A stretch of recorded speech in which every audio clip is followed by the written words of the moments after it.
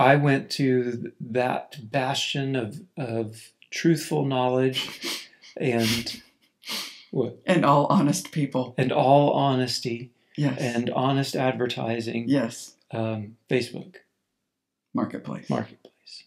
And I found what...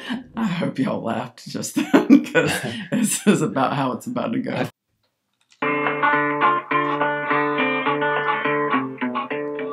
Hey y'all, put on your boots, grab your headphones, and let's get a little muddy. As we build a community rooted in the love of dirt roads, whether dust or mud. Welcome to the Dust or Mud Podcast. Well, hey y'all. Welcome back. Episode number 8. The 8th episode. Dust or Mud Podcast. We are enjoying this and are happy to come back at you with another one. Yeah. Hi, guys. We got a lot to talk about today. We're going to kind of dive into a little bit about our sheep enterprise, how it started, where it's kind of gone for the last 2 years, and where we're headed, where we believe that we're headed. So we're going to dive into that. We got some farm updates that we're going to share with you, as well as jumping into a little bit of a current event, or a big current event that very well could impact our national defense at large. Yeah, we're going to look a little bit at what's hitting the headlines recently. Actually, over the past few months, it's been sort of trickling out, but recently about our military recruiting crisis. And really one of our focuses on the podcast is freedom. And I think that really can have an impact on our freedom as a nation. Yeah, absolutely. All right. Well, first, let's get into a bit of a farm update. Okay. Here we go. What do you got? Well, I think all of the animals that moved this week. They did. Yeah. The humans did a lot of moving. Yeah. Walking. Yeah. So we started the week with you taking a bit of a trip to visit your parents. I did. Went to North Carolina for the week. Yeah. Last week. Yeah. I guess it really was. Yeah, pretty much. So we had a lot to catch up on when we got back. Yeah. So I was able to sort of hold things down. Yes, you did. You did a fantastic job. A bit. Turns out I'm not really needed around here. Yeah, that's not true. But I wasn't able to keep everybody moving as often as we would like to do. So as you got back, it was like, okay, everybody to get on new ground. Not just one group needed to move, but everybody needed to move. Yeah. I think the biggest of the moves was really the hogs. We made them a new paddock, and included with that was building a pen so that we can load them. They get loaded this weekend. Five of them. Yeah, 5 of the 10 get loaded this weekend for their trip to the processor on Monday. Mm-hmm. So we need we did not have a loading pen built yet, so we did that out of T-post and hog panel. So that was probably the most extensive of the moves. The sheep and beef cows moved. The dairy cows got moved with the rams, and our new sheep group got a bigger paddock. So just the lambs moved. The chickens got their area taken care of. It was just a lot of moving. Yeah. When you try to keep things really mobile on a farm, we are almost completely mobile. Everybody gets to move onto fresh ground occasionally, at whatever time frame they need. So we try to keep everybody moving on fresh ground and clean that way and healthier that way, and it impacts the ground we'll talk about later. But when you do that, every now and then it just kind of bottlenecks and everybody has to go at the same time. So, and that happened this week. It sure did. And we're still continuing the pasture management type things. We've talked about a little bit. We have some broom sedge on the farm, and we like to try to mow it before it goes to seed. So the rotational grazing and the unrolling hay and different things are helping to reduce the amount of broom sedge that we have, but also we're trying to keep it clipped so that it doesn't go to seed on an annual basis. So that's really driving our push to keep the seed heads clipped off. And it tends to go to seed around the mid to late August right now. Yeah. And into September time frame. So if we can get it clipped before it goes to seed, Well, obviously that's a good thing. Yeah, we have a couple of pastures left, and I just started seeing some of the seed. So Yeah. we may be a little late on a couple pastures, but for the most part, we've done better this year than we've done in the past Yeah. on catching it before the seed. But just like everything else, how it bottlenecks like that, we have no diesel. Yeah, well, So the diesel cans are empty. The truck is nearly empty, and tractor's nearly empty. Tractor's nearly empty, and so everything needs diesel. Well, so, at least the diesel prices have gone up. I know. Yeah, it's great. It's to $5 a gallon. That's helpful. Yeah, we could be out there with our scissors. You're right. Retired. Yeah, exactly. You said you didn't want to be bored. We've got time. Yeah. Thanks. Okay, y'all. Anyway. I was listening to a podcast this week, and one of the phrases it was talking about a gentleman that used to work in one of Elon Musk's corporations, and he got burned out and he quit. He went and worked somewhere else. He worked there for a couple of weeks, and then called and asked to get his old job back. And when asked why, he said, "It turns out I'd rather be burned out than bored." Oh, that's so us. And that really hit home with me. I'm like, oh man, that's us. Yeah, that's us. I think that may be like our little motto. I'd rather be burned out than bored. We used to say work hard, play hard. Yeah. No, it's just rather be burned out than bored. Rather be burned out than bored. Yeah, you're going to retire and do what? Not be bored. Not be bored. Yes. Yeah. Well, get yourself at all costs. 150 animals and you won't be bored.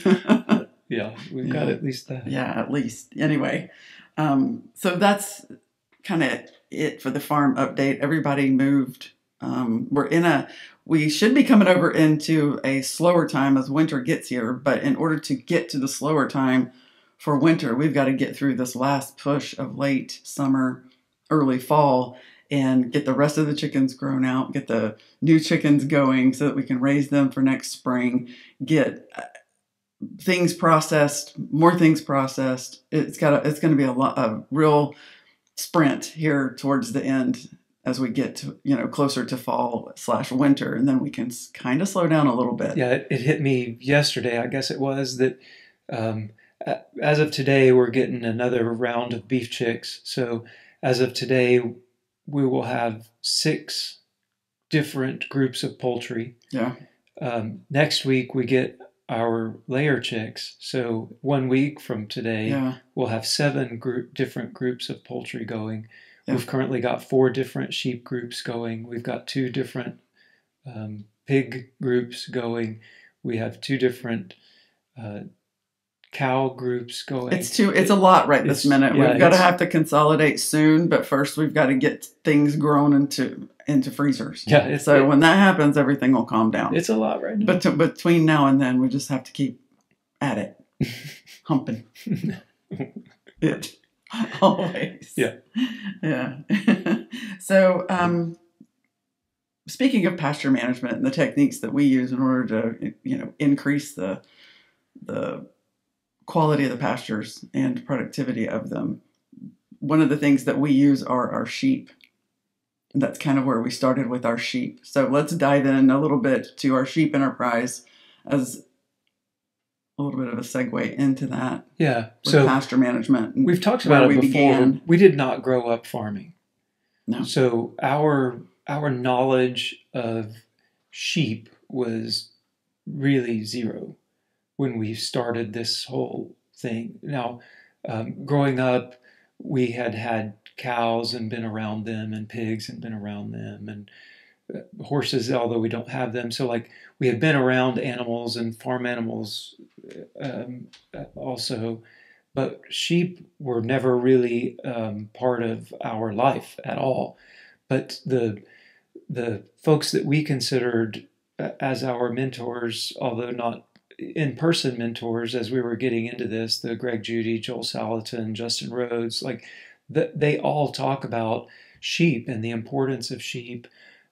Especially Greg Judy, the guru regenerative rancher, really talks about the beneficial impacts that you get when you have sheep and cows on your pastures. And so it was, I think in our mind, when we said we want to do this style of farming, this regenerative style of farming, sheep were just automatically going to be a part of it. Yeah, automatic.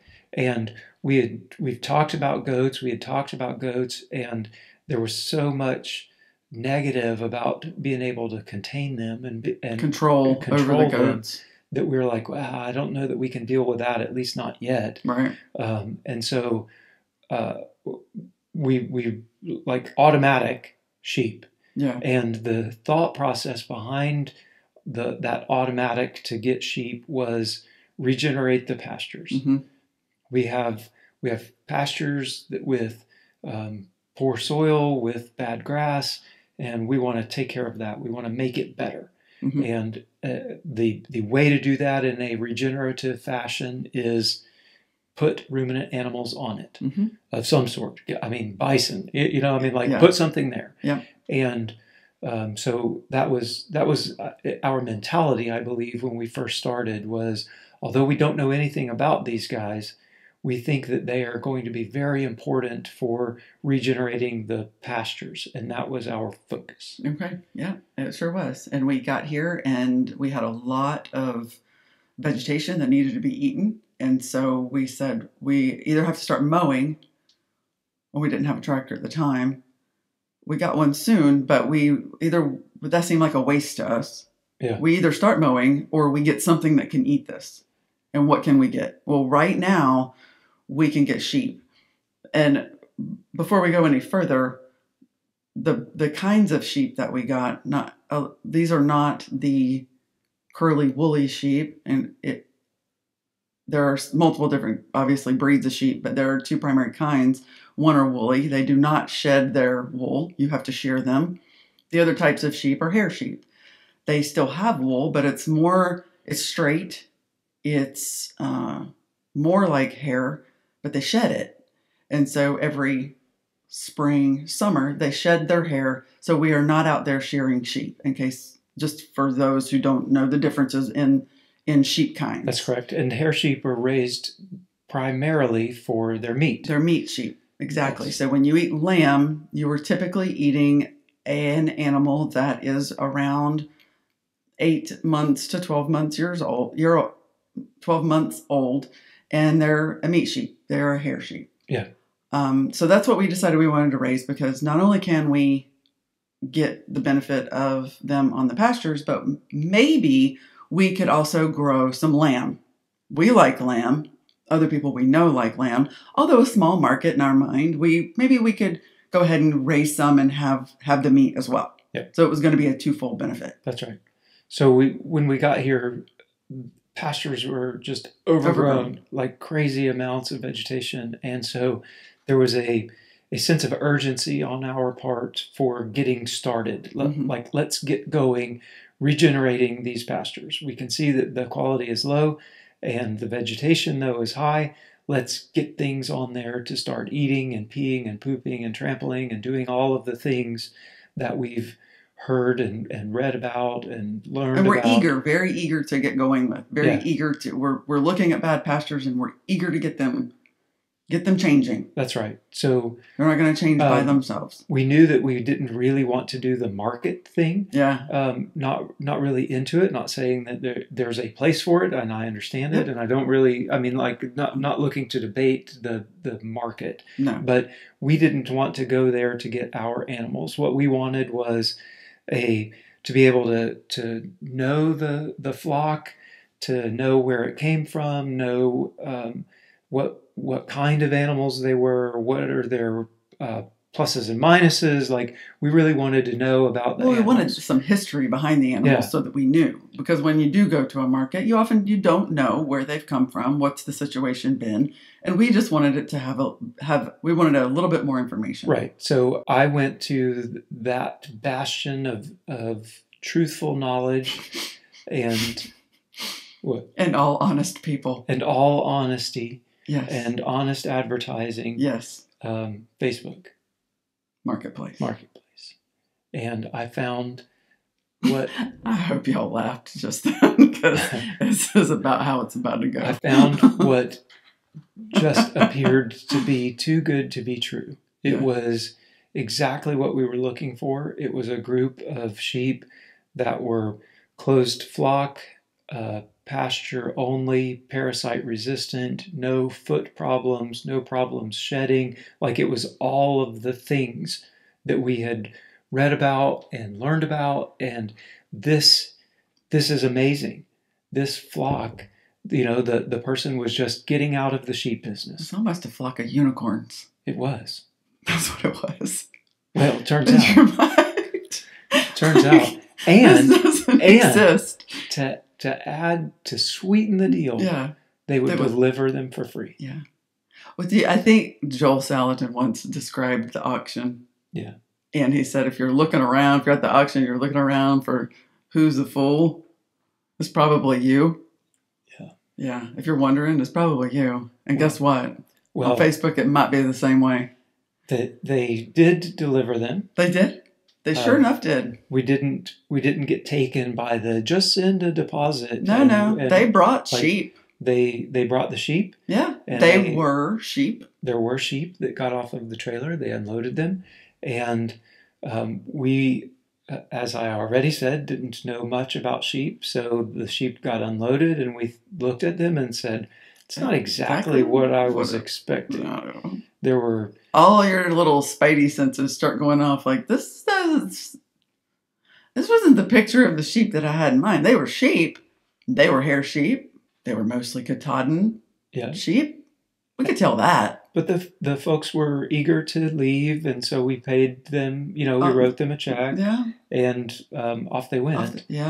And we were looking, and we were expecting a group of adults of about 26, 27 adult ewes, and we got a group of about 15, I think, adults and 12 or 13 lambs from that year. Really small lambs. Like, what?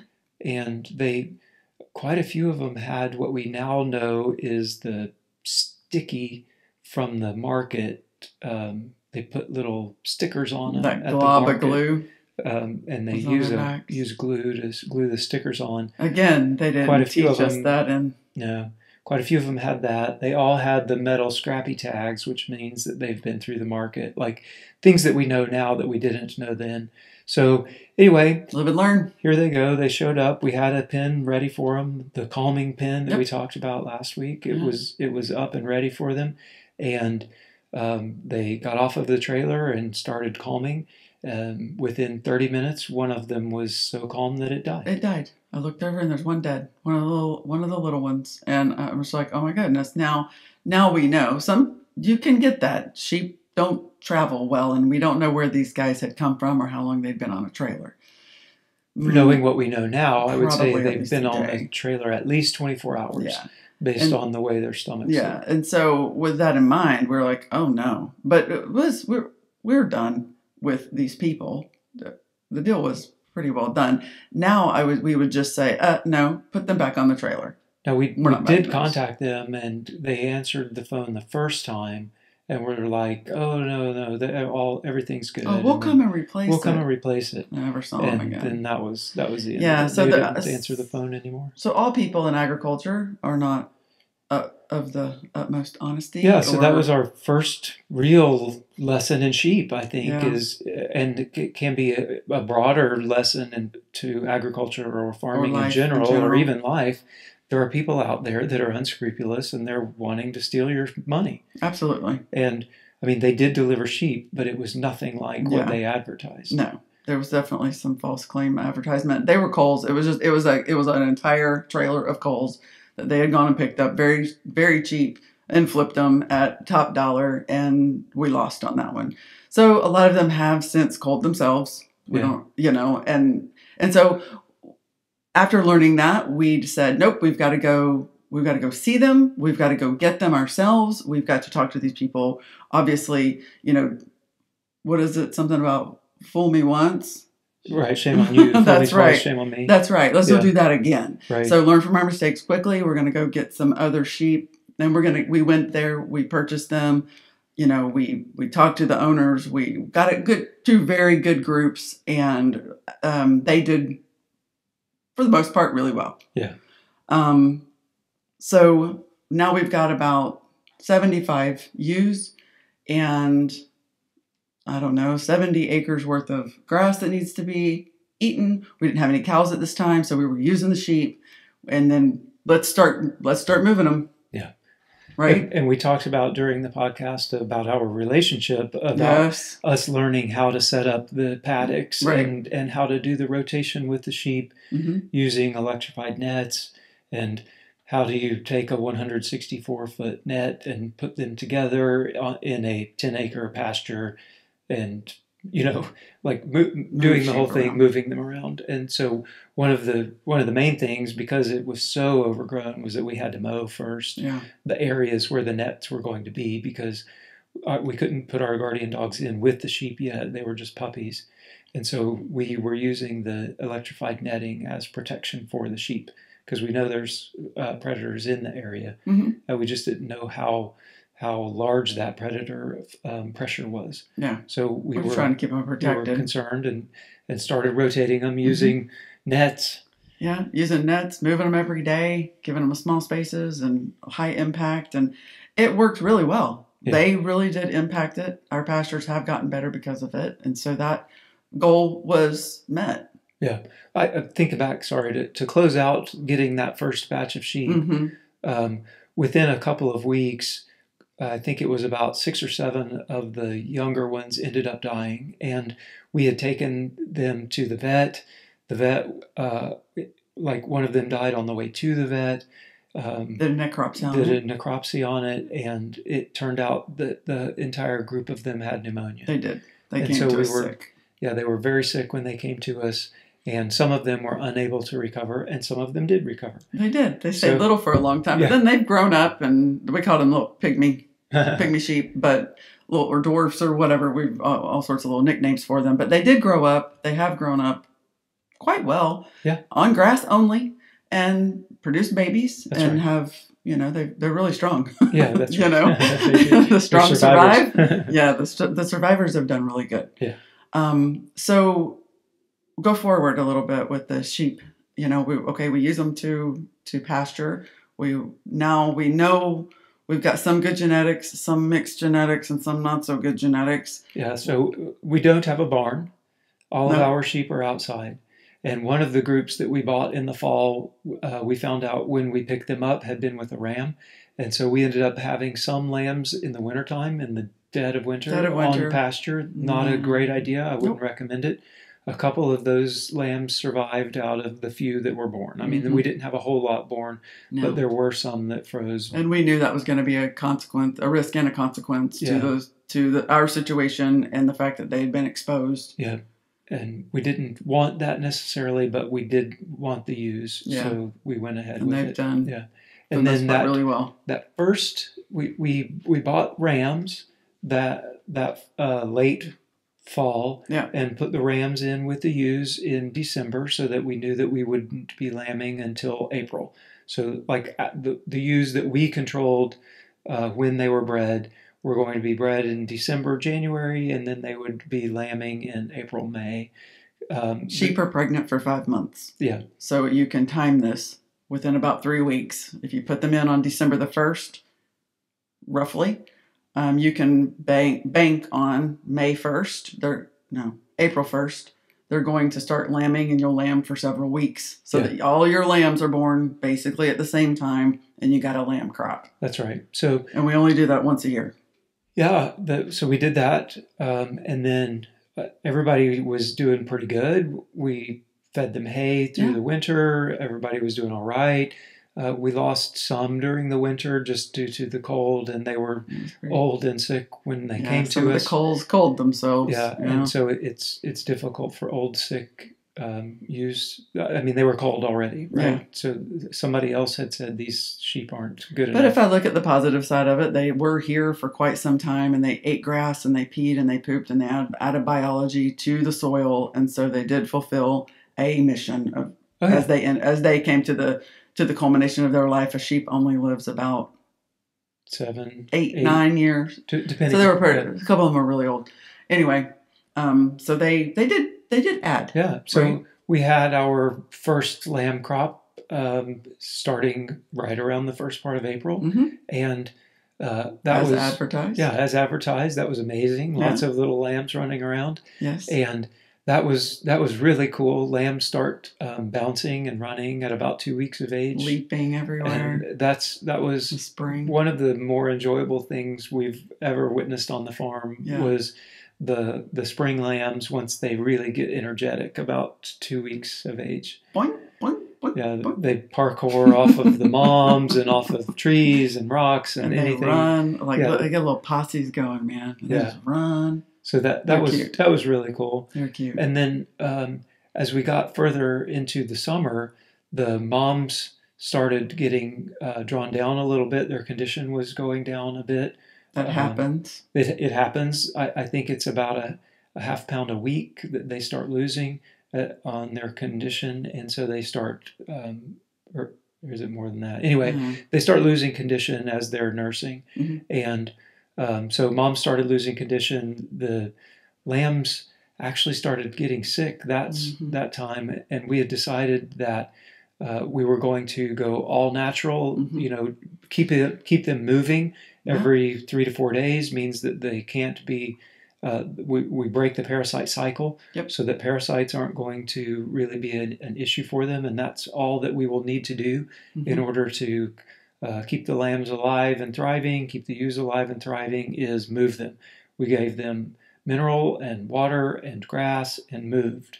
And that was our plan. It seemed to work for the people that we were reading about and hearing from, and so that's what we did. About midsummer, coming on the end of summer, the lambs. Now, lamb mortality is a thing, right? Like a pasture-based system in the United States, you're looking anywhere from 10 to 20% mortality rate on the lambs. It just happens. Most use twin. They can't always take care of them. Things happen. I mean, so lamb mortality is a thing, and people in the lamb or in the sheep 10 to 20%. Yeah, on pasture. In the sheep business, people talk, "What's your mortality? What's your lamb mortality rate?" So, it is a thing. So 10 to 20% is normal. We were pushing 40 to almost 50% on that first summer. And so that was frustrating and demoralizing. And we were doing all of the things that we thought we needed to do in order to make it work. And turns out quite a few of them died. They did. And parasite loads around here. The parasites that, cows and sheep and lots of animals can suffer from, sheep especially. And in this area, the barber pole worms, along with other, various parasites that they can carry some of them, but when they're little, they can't carry that many. Yeah. And so their parasite resistance was not up. So, and in this part of the world where we are, we've got quite a parasite load just around. But we weren't sure that it was parasites, right? Because we were keeping them moving, and they were moving on such a rate that parasites shouldn't have been an issue. Yeah. So we were just sort of at a loss as to why what's happening to them and why. What's happening. Yeah. So, we go into the fall, and we're able to. We have a few lambs that we're then able to process this last spring, but so we're taking everybody into the winter time, and we decided we really need to give the ewes a little bit extra, and so we're able to give the animals that we weren't going to process for meat. The breeders. We had separated out the young ewes and the animals that we were going to process for meat. They were in a different area, and then the young or the breeders, we gave a little bit of grain to. Just to give them a little bit extra energy. So we modified what we were doing from the year prior and said they need more. We've got to give them more food. Yeah. And the nutrition of the sheep, learning their needs. And so we did. We added some grain to the breeders, and they did quite well. They did well. Yeah. And then so took them through the winter, doing good. Spring, time for another lamb crop. Had another good lamb crop, and everybody was doing really well. Come midsummer, the ewes really started losing condition again, And this time it may have even been more than last time. Like they were really, and I think it was because more of them had twins. There were more lambs on the ewes. So the ewes are losing condition again. And so this time we said, you know what? First off, after doing some research about the lambs, we decided this could have been an issue with a vaccination with a virus, and so we decided to vaccinate the lambs. We did just a normal Clostridium, CDT, tetanus. So did a normal vaccination with the boosters required. So if you don't do that, the rate of lamb mortality is somewhere around 50%. Yeah, and so we're like, well, we didn't. We're going to have to vaccinate. Yeah, we didn't do that. Let's vaccinate this year, and maybe that will be the difference in our lambs. So lambs were doing great. Even into midsummer, they're doing really well. But the ewes' condition were going down, and so we said, as we're doing more research about ewes' condition, and it says one of the things that you can do is, if you're losing condition on your ewes, you can wean early.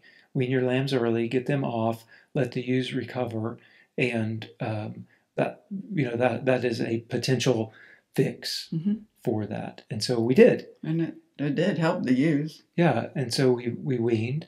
The youngest lambs were just under 12 weeks old when we weaned, maybe 10, 11 weeks old, and that put the oldest ones at about 13 to 14 weeks old, and almost immediately the ewes started looking better. And within a couple of weeks, the ewes were definitely putting their condition back on. Okay, we were thinking, nice, that was a good decision to go ahead and wean them. And then we started losing lambs again. And this time, now they're vaccinated. They've had everything that they need. They were doing really, really good. We pulled them off. We did supplement them with alfalfa to give them a little extra protein. Yeah. And then they started getting sick. Like, what's the matter with them? Was it worms? Is it parasites? Well, okay, we'll deworm everybody. So there's more of an art to all of this. It's just kind of like, real human medicine. It is a science, but there's an art to it as well. What is their problem? Because it can be a myriad of things, and they're little. And the thing a lot of times by the time it shows up, it's too late. They're bad. They're bad. And once they're bad, I've learned once these little guys or young guys are bad, it's very difficult to bring them back. Yeah. They don't come back well at all. And then learning about coccidiosis. That's my newest in the sheep husbandry, the what could be wrong. Well, probably an intestinal infection. Yeah, bacteria is what we ran into this year. There were a couple that had some worm issues, but I think that the majority was really a matter of a bacterial infection, or coccidiosis, and that's just super easy to fix. Yeah, and it's alive in the sheep, but when they get stressed, it like overgrows basically. Yeah. Well, just like us and our immune systems, if we're really, really stressed, and then an illness comes on us, it's likely to bring us down further than if you were healthy. And so the early weaning was the stressor, and that allowed the coccidia bacteria, I guess, to really flourish inside their guts and made them sick. And by the time we figured it out, we had lost quite a few, and but we were able to treat the rest of them. Stopped that. Okay, going well, but. I think we're taking you through all of this to so that you understand the mentality that we've had going into the sheep, and then a mentality shift really. And so what happened during this whole time all of this was going on, we were also going to the farmers market, and our biggest offering at the farmers market was pork. We can grow that fast. 6 months it takes us. Yeah. We got pork in the freezer and for sale within 6 months. And we have amazing non-GMO forested pork. And it's beautiful. And people love it. I love it. But there are quite a few folks, especially in our area, that don't eat pork. Yeah, didn't know that. For different reasons. Various health or religion. I don't really like pork. To it's not good for my health. Personally, to it's for religious reasons, right. So we've run into quite a few folks that don't eat pork, and then looking at it, what is what's the replacement? Well, lamb. Alternative. Yeah. An alternative. Lamb is definitely an alternative. So as we look into it, there's actually a pretty big market for lamb in this area, yes. And the price that you can get for lamb is high, especially compared to pork, like almost triple. Mm-hmm. For the similar cuts, you're almost pound triple pound for pound lamb to pork. Yes. There's a reason for that. I can tell you now. Because it's really hard. Yeah. And there's not a whole lot of meat on lamb. I mean, there's lots of reasons. Yeah. But we were like, there's a market here. Maybe we could. What we didn't do was actually make a decision. We talked about that yesterday. Yeah. What we did. We got through here. What we did do was we just sort of we had a focus creep. In the military, we talk about mission creep. I guess maybe it was the same thing. Maybe it was mission creep. You set out on a mission, and then you find yourself with another mission, but you didn't actually decide that new mission. So we set out on the mission of regenerate our pastures with sheep. Mm-hmm. We need animals to pee and poop and eat. Yeah. And we probably should have a breeding program going to replace the animals that will naturally... Especially since we bought some culls. Yeah, that are going to naturally just die off. Yeah. We need to be able to breed them, to replace them, and we're going to regenerate our pastures with sheep. If there's the opportunity for us to provide ourselves some lamb, we like lamb, that'll be an extra That'd be bonus. Great. Yeah. And over the 2 years now that we've had sheep, that mission has creeped to we want to provide lamb for customers, and we want to sell lamb, and we want to offer lamb in our online store, and we want to offer lamb at our farmers market, and we want to put lamb at our other online guy, and we could even put lamb in some of the local health food stores. And so our mission in regards to the sheep has creeped from pasture regeneration to food production. And I think without decision. Yeah, without any decision, and without any of the resulting changes that might be necessary for meat production rather than pasture regeneration. So if you look at... You better define your target before you take off with your... Well, yeah. If you look at the animals that normally live on our pastures outside, like in the wild, it's deer. They're very thin. They're skinny. They're quick. They're fast, right? They're yes, there's meat on them, but there's not a whole lot. Not a lot, yeah. And there's certainly not a lot of fat. And our pasture-only sheep look very much like that. Deer. Yeah. They're skinny. They're hardy. There's not a whole lot of meat on them. It doesn't take a lot of inputs. No. Not with the ones that... And so as we were really starting to realize that our focus was shifting into meat production, we bought some replacement ewes and some lambs, and they had been on a pasture and grain operation. And they looked amazing. They're beautiful. They look amazing. Their condition is wonderful. The lambs on their sides are bigger. They're just getting more nutrition. Yeah, they're at least twice the size of our lambs that were grass only. Yeah. Same age, at least double the size. Right. So grass only versus definitely pastured with nutritional supplementation. Yeah. So we go. That has led us to where I believe we are right now with sheep, and I mean We'll back up just a little bit. We were already headed there because we picked up the ram lambs. Yes. With knowing they were going to be a really quality animal product that we were going to be able to raise on pasture for a little bit and then go ahead and have those processed. And so we knew that we were headed there already. We wanted more than what we could make. Absolutely. We knew that we wanted more meat. Right. So yet again, creeping further towards meat production. And I believe where we've come to now is an actual decision that halfway.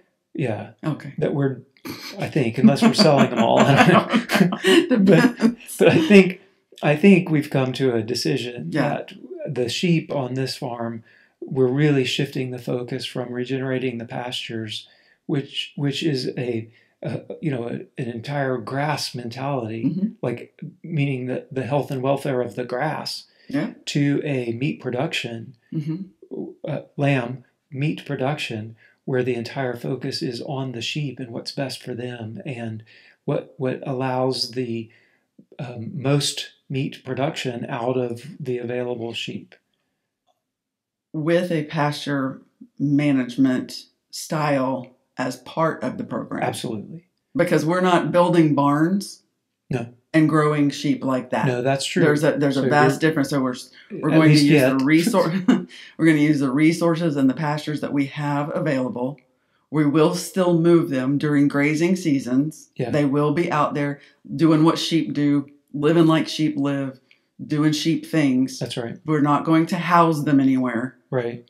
We're not going to give them heaters and air conditioners and fans and all of that. But we are going to add necessary beneficial nutrition to them that will increase our production in meat while rotating them on the pastures. Yes. Is that where we're at? Uh-huh. Okay. So this whole turmoil that you're watching us go through is over 1 pound of grain per day per sheep. Yep. Which is so silly because we feed pounds on pounds on pounds of grain to pigs, and we don't think another thing about it. But everybody, back to your numbers from last week, everyone wanting, this whole grass only, grass fed, grass finished, grass situation, omega-3s, omega-6s, the health benefits thereof. And I think it is in the sheep field as much as it is in the cattle on how much and what. I don't want the inputs. I don't want to have to pay for the inputs because every time you put something in, it's costing you money. Yeah. But if you're not getting anything out of it, why are you doing it in the first place? Right. So to make slight adjustments, do a non-GMO. Yeah. So that you can offer legitimate non-GMO lamb. Pastured lamb. That's still amazing. Yeah, it is. Yeah. And we believe that it will increase the amount that we're able to produce. Significantly. And so if we can add a little bit and get a lot, why wouldn't you do that? Boom. Because it's hard work. Well, sheep are hard work. Yeah. Now that is true, y'all. They are. Sheep are hard work. Cows are easy. Oh, we got to go work cows. Yeah. Sheep are definitely smaller. And so you can handle them, manhandle, if you will. You can pick them up and trim their hooves. Yeah, one of the downsides to that, what you just said, to the grain, is their hooves tend to grow a lot more faster. Yeah. So their hooves had to be tended to more often versus the pasture raised, because we've seen over the 2 years that we've had them on pasture only, no grain, their hooves have gone amazing. They barely even need to be trimmed. Right. So that is true. Yes. That is absolutely true. I don't know if it's worth it. We're saying no. Now, after a year or two of trimming sheep hooves as often as we'll have to, we may have to hire somebody. Yeah. Yeah. So anyway, the tending to hooves is a real thing that has to be done so that they, don't get foot sick. Yeah. and get all limpy and stuff. So that's where we are on sheep. So we're deciding, we're moving forward. We're going to change up our program to meet more like the ones we just got, adding supplemental nutrition while we rotate them on our pastures, continuing to benefit the grass that we have. Yes. And the cows. It benefits everyone. And we will figure out a way to get them the things they need. And we will market and sell non-GMO pastured lamb. And not grass only lamb. That's correct. We are changing our product. Yeah. In the sheep department. That's right. The lamb we currently have in the freezer, grass only. Yes, it is. And it is delicious. Yeah. And this will be too. Yep. It'll be delicious. Yeah. Sure. So there y'all have it. That's what we're doing. Sheep. For now. Right. There's a lot of them out there, and we look forward to seeing what next year. You know, the vet said the first time that I took that lamb in, and I was just frustrated. And she said, give it 4 years. Okay. Give it 4 years of learning and doing with them and all of the things. In 4 years' time, you're going to be sitting in a different place. And I'm like, okay. She kind of said 3 to 4, but really she was kind of leaning on the 4 because there is such a learning curve. There is a lot to know. And, just kind of ride it out, get your genetics going, and figure it out. Don't be so hard on yourselves. Okay. Got it. Yeah. So. Here we are. Yeah. Halfway there. Yeah. Oh, wow. Yeah, you're right. We are halfway there. Goodness. So cool. Well, we'll keep y'all updated on the sheep. Yeah, for sure. We don't have to talk about them anymore. Okay. Current event. Not just a did you know this time. No, we do know. It's a current event. Okay. And we talked about it. Military recruitment. Yes. Here we are. Go. The U.S. military is grappling with severe recruitment issues, with all branches falling short of their 2023 target. The Army is trailing by a staggering 10,000 recruits, the Navy 6,000, and the Air Force 10,000. Marines and Space Force are good as parts of the other services. That's why I said that all the services are falling short, but Marines and Space Force are meeting theirs. So some keys or some notes. An alarming decline in eligibility amongst young Americans is at the root of the problem, says one person. In 2020, a mere 23% of Americans aged 17 to 24 met the qualifications of military service, down from 29% in 2016. You have to have a high school diploma or GED for enlistees. Not necessarily. You can be homeschooled and your mom can say, I homeschooled her. How do you know? Because we did it like 3 or 4 times. That's right. That's true. No, really, you can. So if you're a homeschooler out there, yeah. The Homeschool Defense Council has a lot of information about this, and the military services, the recruiters accept whatever transcripts and certificate of graduation, certificate of completion you're able to provide. Yes. They don't have to take a GED. They used to. That's not true anymore. Do not. In fact, I will say this, having the experience that I have, do not go get your GED if you're homeschooled. Be a homeschooled graduate. The end. Because a GED will set you back. Don't do it. You're a homeschool graduate. And as far as the United States military is concerned, through Congress, homeschool recruits, I guess you would say, homeschool recruits that is a tier 1 school. That's right. You aren't any less than. You are not deducted on your points in any way. You're a tier 1 school. Go take the ASVAB. Say, here's my completion. Take the ASVAB. Go score high and get the job you want. Yeah, that's the key. Score high on the ASVAB, and then go get the job you want. All right. Officers have to have a college degree. Health and fitness standards pose another significant hurdle, with over a third of young adults deemed unfit for service primarily due to obesity. We talked about that a couple of weeks ago. Mm-hmm. Other common reasons are low unemployment in the competitive job market, lack of eligible recruits, disqualified by obesity or low test scores, lack of knowledge among youth of military life and benefits, fear of death or injury, lack of patriotism, concerns about wokeness, and fallout from the disastrous Afghanistan withdrawal. Finally, there could be differences between young people in Generation Z who are currently the prime age for recruiting and prior generations. So those are all listed as potential issues as to why recruitment is an issue. I will say, as I started digging into the numbers a little bit, it sounds really bad. It really sound they've made it sound like that the eligibility requirement is they've made it sound like the eligibility requirement is the number one reason. Well, because they used a percent there again, didn't they? They did. Mm-hmm. Well, and it says 23% meet the qualifications of Americans aged 17 to 24. What they didn't say is how many Americans are aged 17 to 24.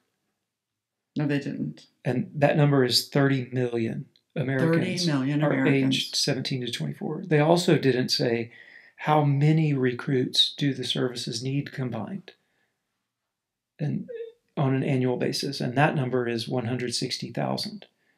So as you start mathing it's like that's just 2 football stadiums. Right. As you start mathing things out, you've got 30 million Americans within the age group. Yep. We just said that 23% of them are eligible. Okay. So instead of looking at it as, 77% are ineligible, right. Look at it as 23% are eligible. 23% of 30 million is 6.9 million. So 6.9 million people are aged 18 to 24. And and this is men and women. We're not talking about the selective service. Nope. 6.9 million are eligible. We need 160,000. So we have to convince 2.3% of the folks who are eligible to serve. And you bring this up because we just, like right now, we're celebrating 50 years. The Department of Defense is celebrating 50 years of being an all-volunteer military. They shut down the draft in, I guess, 1973. Yeah. So from 1973, our entire lives have been an all-volunteer force. Yes. And that's amazing. It is. Because you get a really cool military when everybody's there because they want to be. Right. It's kind of a key. It's essential. Yeah. To having the powerhouse military that we have. Yeah. Is the volunteerism. Yeah. I want to be here. So while the numbers matter, and I'm not saying that they don't matter, and there are a lot of different reasons, and but the idea that it's because there are so many that are ineligible to serve, to me, that's a cop-out. You're saying that your recruiting strategies can't get 2.3% of those who are eligible to say yes. Less than 2.5%. We need to say yes. Yes. So 97% of the people who can serve can say no, and you still meet your eligibility goals. You need 3% to be successful. Less than 3. So to me, the numbers are a cop-out. Okay. Not the real reason. Now, what is the real reason? Yeah, what is the real reason? Yeah. Obviously lots of different factors. Yeah. And we talked through some of them. Yeah.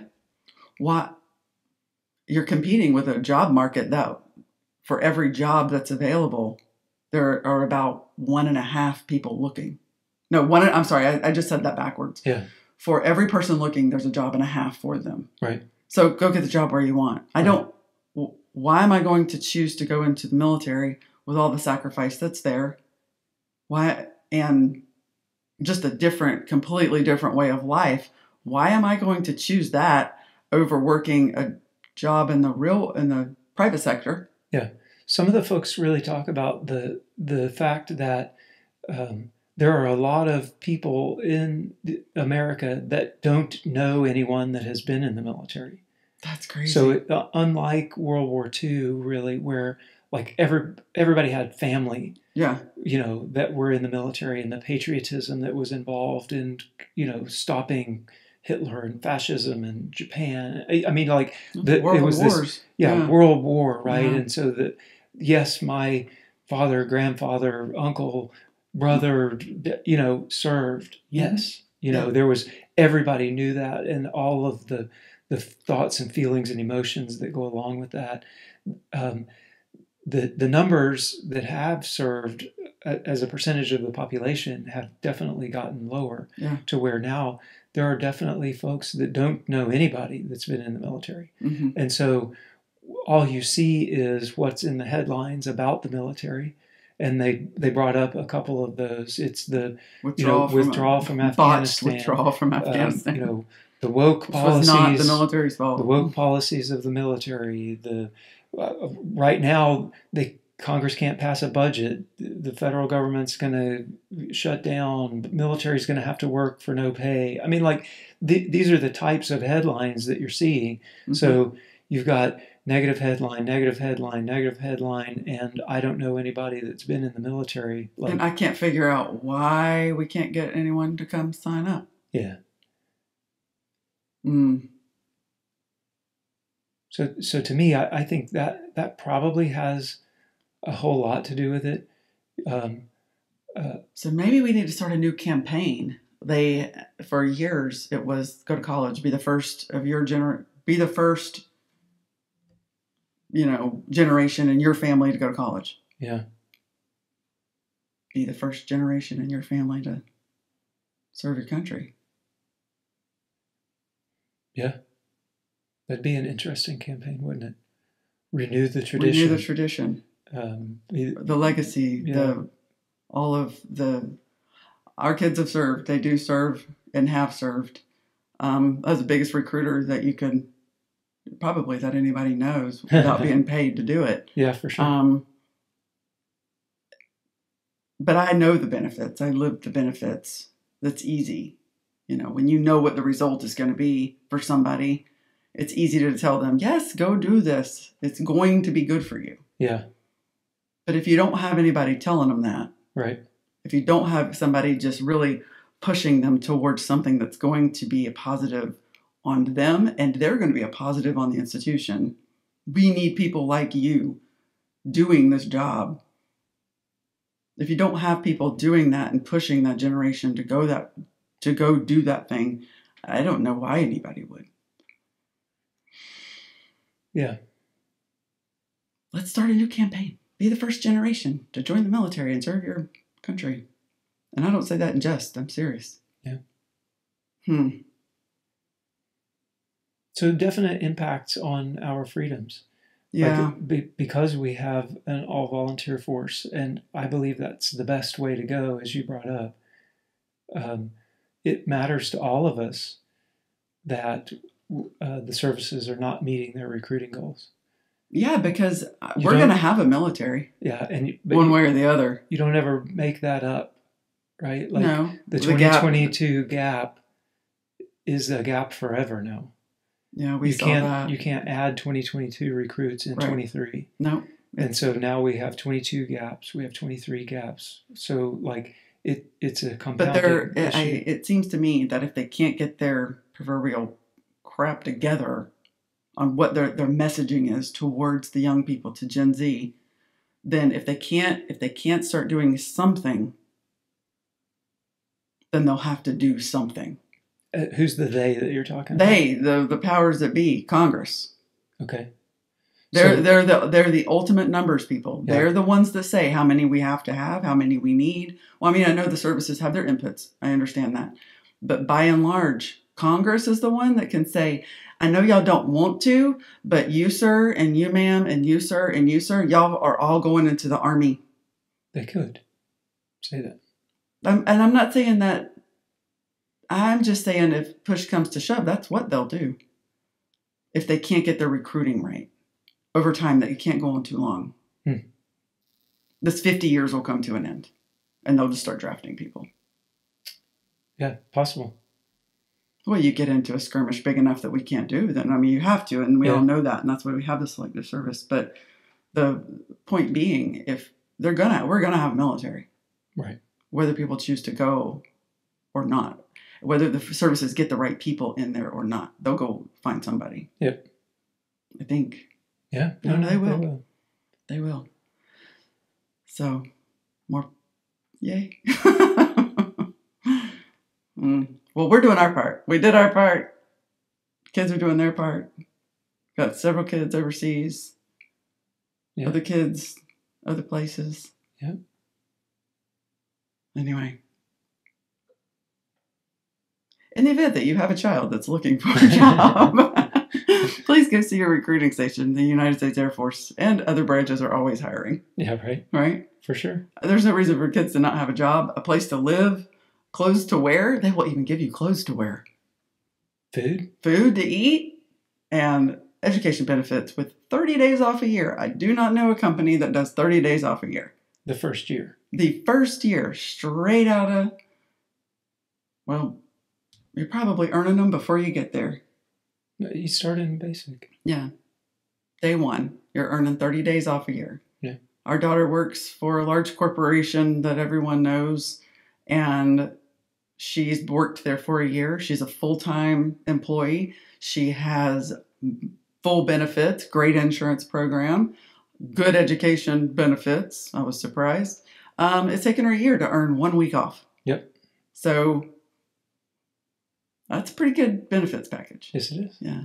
Retirement, if you choose to stay that long, they've got a decent retirement package. We believe so. We do believe so. So anyway, I think that if they changed their messaging and got the right people in there recruiting for the right purposes, that they might not have as hard of a time. Yeah, could be. That's my There we piece. Go. All right. Okay.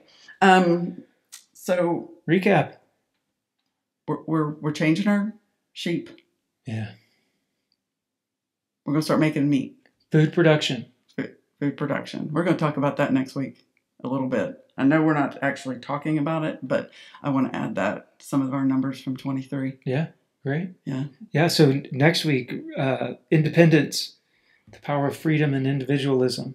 So stepping back a little bit from the farming again and talking more, taking on the fields side of things again next week. Oh, that'll be fun. Yeah. Cool. Freedom and individualism. Yeah. I'm a big fan. Right. Yes, I am. Yeah, you are too. I am. We are. Turns out I'm learning how much of a fan I am. Yeah. Well, so much so, 25 years of service for freedom. And now on the backside of it, a little bit of individualism. Yes. Yeah. Yeah, for sure. Yeah, after being a part of that for so long. Well, thank you guys for listening. If you like this content, please subscribe, like it, and if you could even share it, that would be super cool. Yeah. On your social media. Leave us some comments. We love the comments. Yeah, we love the conversations. So anyway, you guys take care, and until next time, bye y'all. Bye y'all.